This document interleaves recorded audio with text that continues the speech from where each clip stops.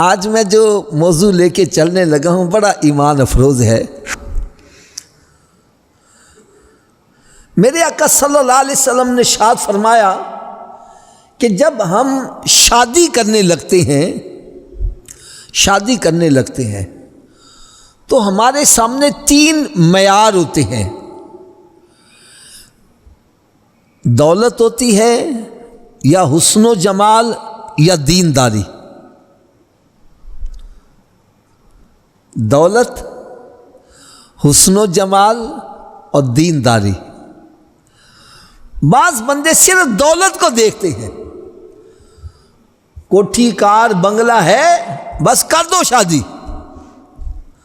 شادی ہو جاتی ہے، بعد میں بتا رہا ہے بنگلہ بھی کرائے کا تھا، کوٹھی بھی کرائے کی تھی اور فرنیچر بھی کرائے کا تھا اور وہ گاڑی بھی کرائے کی تھی اور وہ سارا سامان وغیرہ لے کر تو تتر بتر ہو جاتے ہیں۔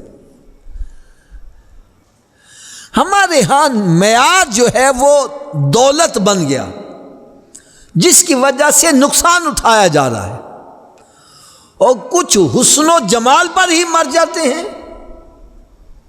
خوبصورتی پر ہی مر جاتے ہیں، وہ بھی کامیاب نہیں ہوتے۔ سرکار دو عالم نور مجسم صلی اللہ تعالی علیہ وسلم نے ارشاد فرمایا کہ کسی کے ہاں معیار دولت ہوتا ہے، کسی کے ہاں معیار حسن و جمال ہوتا ہے۔ فرمایا اے مسلمانوں، تمہارے نزدیک معیار تقوی پرہیزگاری ہونا چاہیے، دیندار ہونا چاہیے۔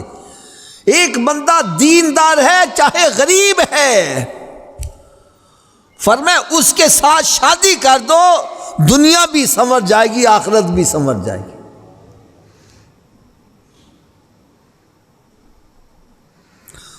تو پہلے جو بزرگ تھے وہ اگر بچی کی شادی کرنے لگتے تھے تو دیکھتے تھے لڑکا دیندار بھی ہے کہ نہیں ہے۔ وہ اس کے دوستوں کو چیک کیا کرتے تھے، اس کی پن چھان کیا کرتے تھے، وہ نماز بھی پڑھتا ہے کہ نہیں پڑھتا، اس کا اٹھنا بیٹھنا کس لوگوں میں ہے۔ اگر وہ دیکھتے تھے نمازی ہے، پرہیزگار ہے، متقی ہے، تو وہ پھر شادی کر لیتے تھے۔